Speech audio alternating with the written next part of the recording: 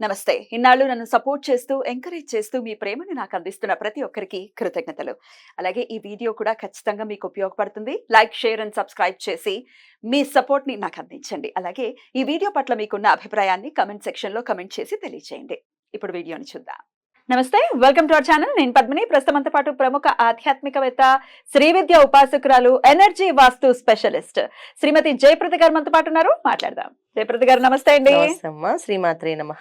ఎలా ఉన్నారు? బాగున్నానన్నా, మీరు ఎలా ఉన్నారు? నేను బాగున్నానండి. ఇకపై రెగ్యులర్ గా మాకు సమయం ఇచ్చి వీడియోస్ ఇవ్వాల్సిందిగా మనవి. తప్పకుండా కాంబినేషన్ చాలా ఇష్టం నాకు. Thank you. నాకంటే చాలా సమయస్ఫూర్తిగా అడుగుతుంటా ఏ విషయం క్వశ్చన్స్ అయినా.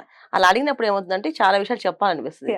అందుకని ఖచ్చితంగా నాకు ఇంట్రెస్ట్ తప్పకుండా వస్తాను. వాగ్దేవి అనుగ్రహం ప్రతి ఒక్కరి మీద పరిపూర్ణంగా ఉండాలని మనస్ఫూర్తిగా కోరుకుంటూ మరి మొదలు పెడదామండి. తప్పకుండా. జూలై 1వ తారీఖు ఈ రోజు రాశి ఫలాలతో మీరైతే చాలా బ్యూటిఫుల్ గా, ఎందుకంటే మీరు అనాలిసిస్ లో కూడా ఉన్నారు.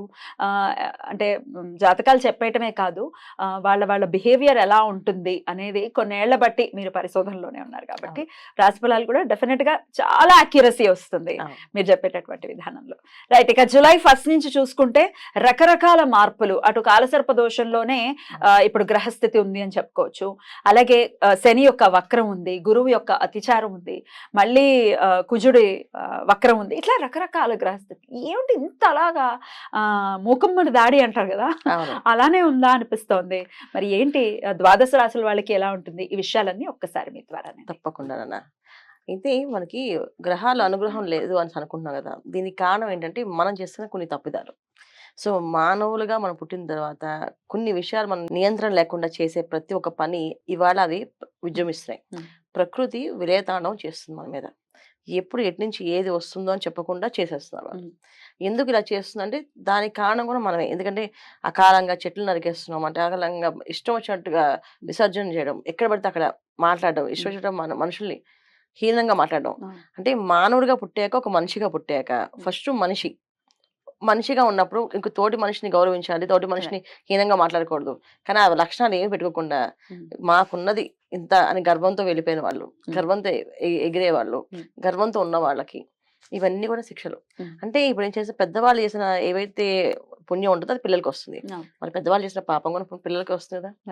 ఒకప్పుడు ఎప్పుడో మనం చేసిన ప్రతి ఒక్క చర్యకి ఇవాళ మనం అనుభవిస్తున్నాం. ప్రతి చర్య అనమాట.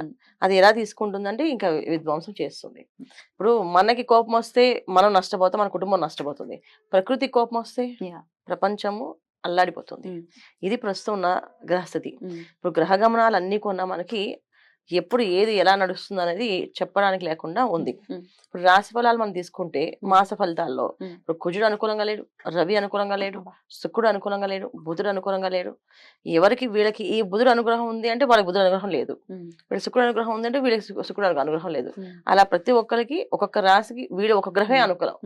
అంటే ఈ మాసంలో మనం ఒక గ్రహం మాత్రం అనుకూలంగా ఉంది ఒక్కొక్క రాశికి. అది కూడా మిశ్రమ ఫలితాల్లో, పూర్తి ఫలితాల్లో కాదు. దీనికి మనం ఏం చేయాలి అంటే భగవంతు ప్రార్థన. మనం మనిషిగా పుట్టినప్పుడు మనం చేయాల్సిన ధర్మం ఏది ఉంది, తోటి మనిషిని హీనంగా చూడకుండా తోటి మనిషితో మంచిగా మాట్లాడి వాళ్ళు ఎవరో ఏంటో పక్కన పెడితే మనిషి ముందు ఆ విధంగా మనం ముందుకు వెళితే అన్ని కూడా మనకి ప్రశాంతంగా జరుగుతాయి. మన ఇంట్లో మనం బయటికి వెళ్ళేటప్పుడు ఖచ్చితంగా దైవారాధన, దీపారాధన చేసుకోవడం, శుభశకునాలు చూసి బయటికి వెళ్ళడం. వెళ్ళేటప్పుడు ఇంట్లో పెద్దవాళ్ళు ఎవరన్నా అమ్మ ఉంటే అమ్మ, భార్య ఉంటే భార్యని ఎదురు రమ్మని చెప్పడం. వాళ్ళు వెళ్ళేటప్పుడు వస్తున్నప్పుడు క్షేమంగా వెళ్ళండి, లాభంగా రండి అని చెప్పి వాక్యం చాలా ముఖ్యం. ఒకప్పుడు ఇలా ఉన్న ఇప్పుడు ఈ ప్రస్తున్న కాలానికి, ఈ విషమ కాలానికి మాత్రం ఖచ్చితంగా ఇంట్లో శుభశకునాలు చూసుకొని బయలుదేరడం అనేది చాలా చాలా అవసరం. ఇది చేదస్తాల కింద కొట్టి పడేస్తే మాత్రం మనం ఇంకేం చేయలేము. పాజిటివ్ యాటిట్యూడ్ ని మనం ఖచ్చితంగా పెంపొందించుకోవాలి, పాజిటివ్ గానే ముందుకు వెళ్ళాలి.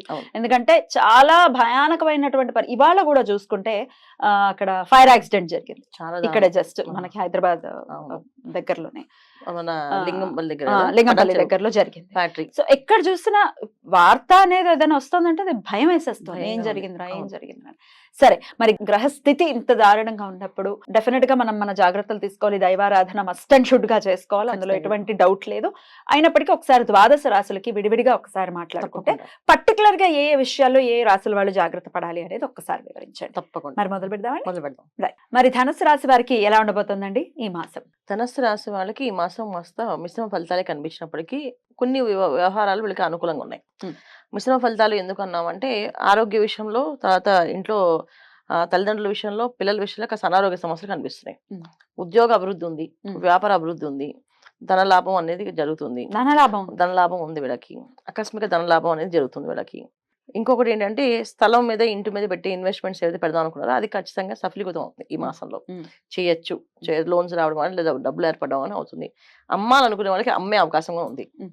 సో ఈ స్థాన చలనం అనేది కూడా ఉంది వీళ్ళకి. ఇవన్నీ కూడా జరుగుతుంది ధనుసు రాశి వాళ్ళకి ఈ మాసంలో. అయితే తండ్రి విషయంలో కాస్త అనారోగ్య సమస్యలు ఉన్నాయి, తల్లిదండ్రుల విషయంలో అనారోగ్య సమస్యలు ఉన్నాయి, పిల్లల విషయంలో కాస్త అనారోగ్య సమస్యలు ఉన్నాయి, కుటుంబంలో శత్రువులు మారే అవకాశం ఉంది. కుటుంబ సభ్యులే. కుటుంబ సభ్యులే శత్రువులుగా మారే అవకాశం ఉంది. ఇప్పుడు దాకా కుటుంబంలో నువ్వే అన్ని మాకు అని చెప్పిన వాళ్ళు నీ వల్లే అంతా అయ్యింది ఇదంతా అని చెప్పి అన్ని వాళ్ళు కొన్న రివర్స్ లో మాట్లాడడం జరుగుతుంది. నువ్వు ఉండడం వల్ల ఇవంతే మాకు లాస్ వచ్చింది, లేకపోతే మాకు బ్రహ్మాండంగా ఉండేది అని చెప్పి నీలాపనిందలు అనేది వీళ్ళ మీద ఎక్కువగా ప్రచారం జరిగే అవకాశం ఎక్కువగా ఉంది. ఉమ్. ఇది వీళ్ళకి మైనస్ పాయింట్స్. ఉమ్. అంటే ఇండ్లు గెలిచి రచ్చ గెలవని చెప్పారు కదా, రచ్చ వీళ్ళు గెలిచేస్తారు, ఇంట్లో గెలవలేకపోతారు. అరే. అది ఈ ధనుసు రాశి వాళ్ళకి ఈ మాసంలో ఇంట్లో గెలవలేకపోతే అశాంతి అనేది అనివార్యం అయిపోతుంది. అనివార్యం అయిపోతుంది. అది మెయిన్ అది. ఎందుకంటే వీళ్ళకి చతుర్థ స్థానంలో శనేశ్వరుడు, తృతీయ స్థానంలో రాహు, ఈ రెండు కూడా ఏంటంటే ఇక్కడ కుజకేతువులు ఇద్దరు వాళ్ళని చూడడం, మనశ్శాంతి అనేది లేకుండా కంటిన్యూగా ఏడిపించే రకాలు ఏంటంటే ఇంట్లో వాళ్ళే, ఉమ్. బయట వాళ్ళు ఎవరు కాదు. ఉమ్. భార్య అవ్వచ్చు, పిల్లలు అవ్వచ్చు, తల్లిదండ్రులు అవ్వచ్చు, తోబుట్టులు అవ్వచ్చు, ఉమ్. అన్నదమ్ములు అవ్వచ్చు, ఉమ్. ఇదే వీళ్ళే ఉంటారు. ఇంకా బయట వాళ్ళు ఎవరు శత్రువులు కాదు వీళ్ళకి. వీళ్ళు గెలవాలి, వీళ్ళు గెలిచేలా ఉండేటట్టు వీళ్ళు ప్లాన్ చేసుకోవాలి. ఏంటి అంటే అన్ని మేము చేస్తామని చెప్పి నెత్తి మీద వేసుకోకుండా అంటి ముట్టినట్టుగా తామరాకు మీద నీటి బొట్టు ఎలా ఉంటుందో అలా వీళ్ళు ఉండగలిగితే అన్ని వీళ్ళకి అనుకూలంగా ఉంటాయి. సవ్యంగా ఉంటాయి. లేదు మేము చేసేస్తాం, మేము ఉన్నాం అని ముందుకు వెళ్ళి ఎప్పుడైతే వీళ్ళు దూకుతారో చాలా కష్టపడాల్సి వస్తుంది. ఈ మాసంలో మాత్రం అలాంటి పనులు ఏమి చేయకూడదు. మరి ఏ దేవతారాధన చేసుకుంటే ఖచ్చితంగా ఇంట్లో సవ్యంగా ఉంటుంది అని అనుకోవచ్చు? రుద్రాభిషేకం, శివారాధన, ప్రతి సోమవారం శివాలయానికి వెళ్ళడం, ప్రదక్షిణాలు చేయడం, ఇవి చాలా మంచి ఫలితాలు ఇస్తాయి వీళ్ళకి. ఖచ్చితంగా అది చేసుకుంటూ ప్రశాంతవంతమైనటువంటి వాతావరణం ఇంట్లో వీళ్ళకి కలగాలని మనస్ఫూర్తిగా కోరుకుంటూ